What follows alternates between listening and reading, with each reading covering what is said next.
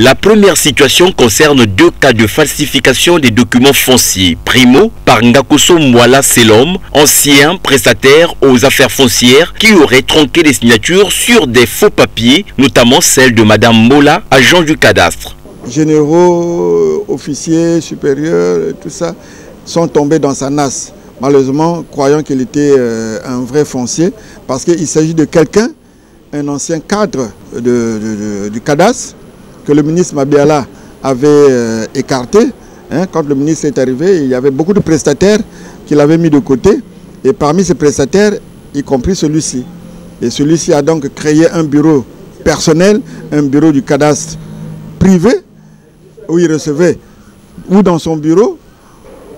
Pour la plupart, c'est vraiment dans sa voiture qu'il avait installé son bureau. Et lorsque nous avons fait la perquisition, nous sommes tombés sur beaucoup de documents falsifiés et qu'il a imprimés lui-même. Secondo, par Curie Mabiala Astrid, Ibala Bidunda Patrick et Makaya Belvi qui se passeraient pour des propriétaires terriens sous un modus operandi atypique. Ils sillonnent dans les quartiers, ils constatent qu'il y a un terrain vide. Au WARF par exemple, vous savez que les parcelles au WARF coûtent très cher. Ils ciblent un terrain, ils s'arrangent à établir des documents au nom de l'un d'eux. Lorsque le propriétaire s'est rendu compte que sur son terrain, il y avait une plaque parcelle à vendre, il s'est dit, mais qui est celui-là qui a acheté mon terrain? Voilà comment ils contactent le numéro qu'ils avaient placé sur la plaque. Ils ont pris rendez-vous. Le gars a maintenu que c'était vraiment sa parcelle.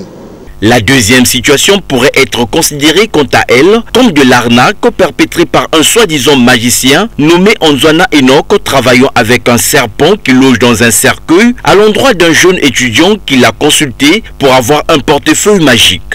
Et le tradipraticien a posé ses conditions, mais qui ne sont pas aussi faciles.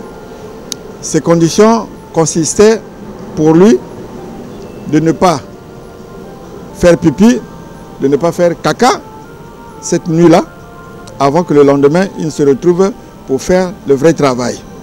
Malheureusement, les premières conditions n'ont pas été respectées. Il lui a fait boire un sachet de lait Cobel, qu'il a acheté d'ailleurs, il a découpé, il a bu ce sachet Cobel, et il lui a dit, demain tu reviens, mais à condition que tu ne fasses pas caca, tu ne fasses pas pipi. Malheureusement pour lui, la nuit, dans le sommeil, il a fait caca. Tous ces présumés malfrats vont être présentés devant le procureur de la République pour des besoins de justice.